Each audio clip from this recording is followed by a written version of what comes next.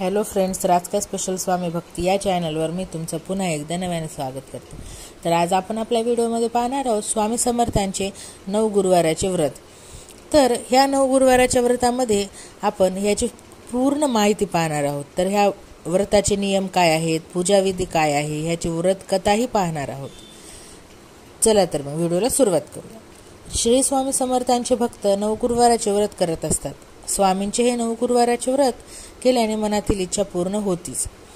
तसेच जीवनात कोणत्याही प्रकारची अडचणी येत नाही आणि भाविकांची श्रद्धा अशी आहे की 9 गुरुवाराचे जर का आपण स्वामींचे व्रत केले तर जीवनात यश, कुटुंबात सुख समृद्धी नांदते। तर यासाठी भाविक गुरुवाराचे हे व्रत करीतच असतात।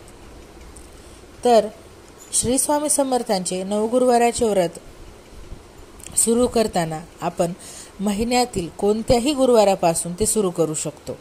9व्या गुरुवारी व्रताचे उद्यापन केले जाते। आपल्या इच्छित कार्याचा संकल्प करून व्रताला आरंभ करता येतो। पहिल्या गुरुवारी व्रताचा संकल्प करावा। तर आपण हे व्रत करताना आपल्याला कोणकोणते साहित्य लागते हे खूप जणांना माहीत नसते। तर आपल्याला व्रतासाठी लागणारे साहित्य आहेत हळद, कुंकू, अक्षदा, तुपाचा दिवा, कापसाची 2 वस्त्रे, स्वामींना पांघरायला भगवे वस्त्र, गुळ खोबरं, ताम्हण, तांब्या, पळी, अष्टगंध, जानवं, हिना अत्तर, चंदन आणि विविध फुले, जसं आपण जास्वंदीचं फूल घेऊ शकतो, चाफ्याचं, गुलाब, दुर्वा, बेल, एक जोडी तुळस अशी फुले आपण घेऊ शकतो। तर आपण पूजेला म्हणजे आपण आता पाहणार आहोत की त्याची पूजा विधी। तर पूजेला कशी सुरुवात करायची किंवा त्या पूजाची विधी काय आहे, पूजा करताना कोणती विधी, कशी विधी करायची ती। तर व्रताला प्रारंभ करावा याच्या गुरुवारी सूर्योदयाच्या वेळेस स्नान करून शुचिर्भूत व्हावे। स्वतः आसनावर बसून कपाळी अष्टगंधाचा टिळा लावावा। नित्याची देवपूजा करून घ्यावी। घरातील देवासमोर एक नारळ, विडा ठेवून त्यावर नाणं आणि सुपारी ठेवून नमस्कार करावा। पूजेला प्रारंभ करावा। फक्त पहिल्या गुरुवारी उजव्या हातात गंधयुक्त अक्षदा, पळीभर पाणी, तुळशीपत्र घेऊन आपल्या इच्छित कार्याचा संकल्प करावा। जमिनीवर चौरंग ठेवून सभोवती रांगोळी काढावी। मध्ये स्वस्तिक काढून त्यावर चौरंग ठेवून केशरी, लाल अथवा पिवळे वस्त्र अंथरून मध्यभागी वडाचे पान, पालथे ठेवून त्यावर गंधाक्षता, तुळशीपत्र ठेवून श्री स्वामी महाराजांची मूर्ती अथवा फोटो आपण ठेवावी। आपल्या उजव्या बाजूला चौरंगावर गंधाक्षता ठेवून त्यावर गणपती पूजना करिता सुपारी ठेवावी। आणि दुसरी गोष्ट म्हणजे वडाच्या पानाचा देठ भिंतीकडील बाजूस असायला पाहिजे। उजव्या बाजूला घंटी किंवा डाव्या बाजूला शंख ठेवायचा आहे। चौरंगाच्या शेजारी समई लावावी। सुगंधी अगरबत्ती, धूप लावावी। चौरंगावर एका बाजूला एक नारळ व पानाचा विडा ठेवावा। तर आता आपण पाहूया की संकल्प कसा करायचा। म्हणजे आपण स्वामींना संकल्प कशा प्रकारे करायचा आपण तेही ह्या व्हिडिओमध्ये पाहणार आहोत। आतापर्यंत तुम्हाला अशी माहिती कुणीही दिली नसेल तशी माहिती मी ह्या व्हिडिओमध्ये तुम्हाला देणार आहे। संकल्प कसा करायचा, पूजाविधी कशी करायची ह्याची संपूर्ण इत्यंभूत माहिती मी या व्हिडिओमध्ये तुम्हाला देणार आहे। व्हिडिओला जर आतापर्यंत तुम्ही सबस्क्राईब केलं नसेल तर लगेच व्हिडिओला सबस्क्राईब करा, म्हणजे तुम्हाला असेच नवनवीन व्हिडिओ पाहता येतील। तर संकल्प कसा करायचा।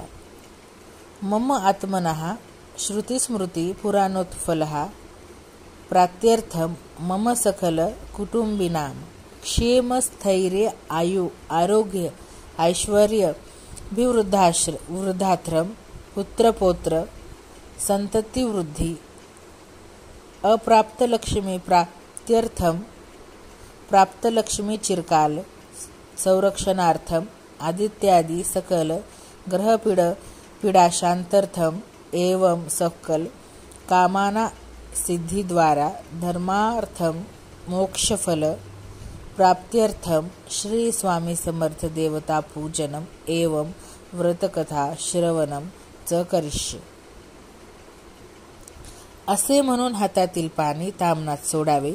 गणपतीचे ध्यान करून करून ओम गण गणपते नमः एकदंताय विघ्नहर्ते वक्रतुंडाय धीमहि तनोदंती प्रचोदयात असा मंत्र म्हणून गणपती पूजनाकरिता मांडलेल्या सुपारीवर एक पळी पाणी अष्टगंध मिश्रित जल अर्पण करून सुपारीला चंदन लावावे. हळद कुंकू वाहून दुर्वा, लाल फुलं, बेल, कापसाची 2 वस्त्रे, जानवे, अक्षता अर्पण करून नमस्कार करावा. धूपदीप अगरबत्ती दाखवावी. तुपाचा दिवा ओवाळावा. गुळ खोबऱ्याचा नैवेद्य दाखवावा. वक्रतुंड महाकाय सूर्यकोटी समप्रभ निर्विघ्नं कुरु मे देव सर्व कार्येषु सर्वदा असे म्हणून गणपतीला नमस्कार करावा. घंटा वाजवावी. घंटेला हळद कुंकू अक्षता गंध फूल अर्पण करून अगरबत्ती धूप दाखवावा. दीप ओवाळून घंटा वाजवावी व नमस्कार करावा.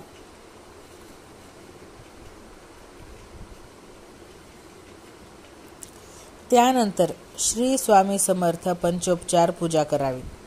ओम नमो श्री स्वामी समर्थाय आवाहनार्थ एवं असनार्थ अक्षतान समर्पयामी असे म्हणून स्वामींच्या मूर्तीला अक्षता अर्पण कराव्यात. ओम नमो श्री स्वामी समर्थाय विलेपनार्थ चंदन अलंकारार्थ अक्षतान एवं सौभाग्यद्रव्यम हरिद्रांग कुंकुमय समर्पयामी असे म्हणून मूर्तीला चंदन हळद कुंकू लावून अक्षता अर्पण करून नमस्कार करावा. ओम नमो श्री स्वामी समर्थाय यज्ञपवितम एवं वस्त्रम समर्पयामी असे म्हणत स्वामींना जानवे व भगवे वस्त्र अर्पण करून नमस्कार करावा. ओम नमो श्री समर्थाय ऋतुकालोब्ध व पुष्पानी एवं सुगंधी द्रव्यम समर्पयामी असे म्हणून स्वामींना गुलाब मोगरा जास्वंद सोन चाफा अशी फुले अर्पण करून हिना अपत्तर लावून नमस्कार करावा.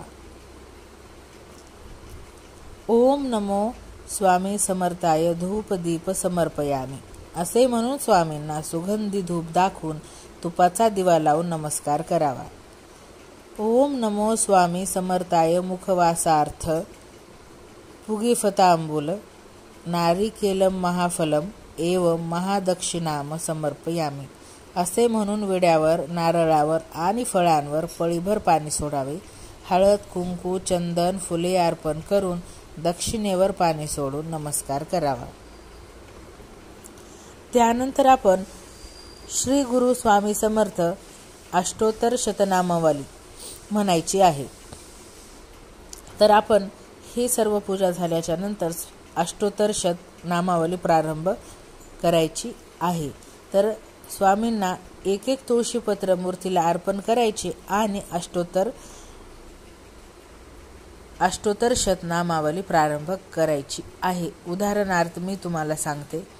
तर स्वामींच्या प्रत्येक नामाबरोबर एक तुळशीपत्र मूर्तीला अर्पण करायचे आहे. तर अष्टोत्तर शत नामावली प्रारंभ करिष्ये. ओम श्री स्वामी समर्थाय नमः.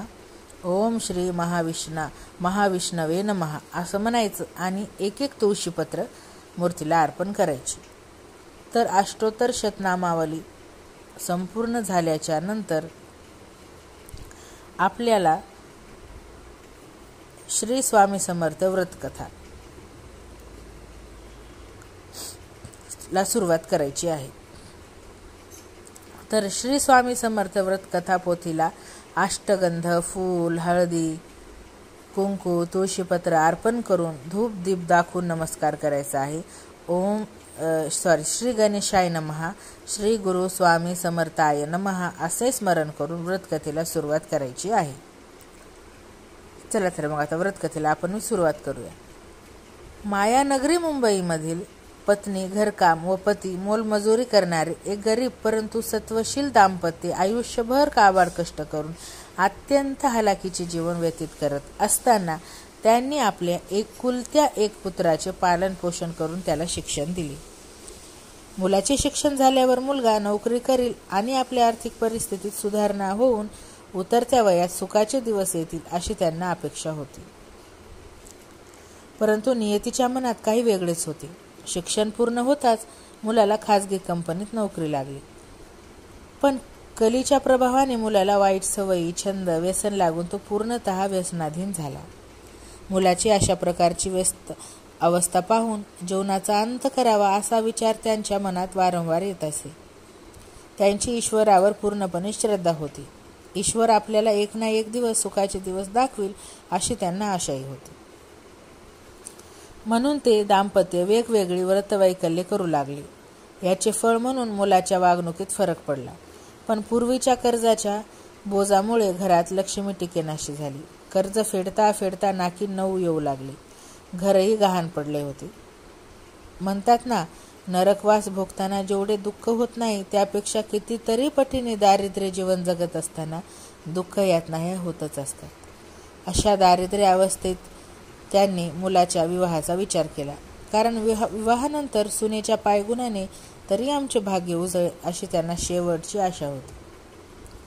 मुलाचा विवाह झाला. सून घरात आली. परंतु नव्याची नवलाई याप्रमाणे काही दिवस गेले. काही दिवसांनी सुनेने आपले खरे रूप प्रकट केले. सासू सुनेची कडाक्याची भांडणे, कलह, सर्वांचीच दुभंगलेली मने, त्यात आजारपण, दुःख, दारिद्र्य, कर्ज, उपासमार, चिंता यांनी जीवन व्याकुळ होऊ लागले. एके दिवशी त्या काम करत असलेल्या घरात धर्मस्व परम पूज्य देवेंद्र गुरुजी यांनी लिहिलेली सुखी संसाराचे रहस्य, सुखी जीवनाची गुरुकिल्ली, यशस्वी जीवनाचे अनमोल रहस्य अशी बरीचशी पुस्तके पाहायला मिळाली. त्यांनी मालकिनीकडे एक पुस्तक वाचावयास नेऊ का असे विचारले. मालकिनीने घेऊन जा म्हणताच कधी घरी नेते आणि ते पुस्तक वाचते असे त्यांना झाले. पुस्तकाचे वाचन सुरू केले. वाचनाने त्यांचे मन चैतन्यमयी झाले.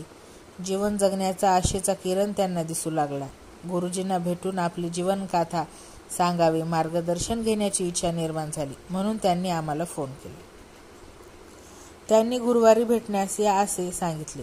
गुरुवारी दोघे पती पत्नी येऊन त्यांनी स्वामी समर्थांचे दर्शन घेतले आणि आपली जीवनव्यथा सांगताना दोघेही ओक्साबोक्शी रडले.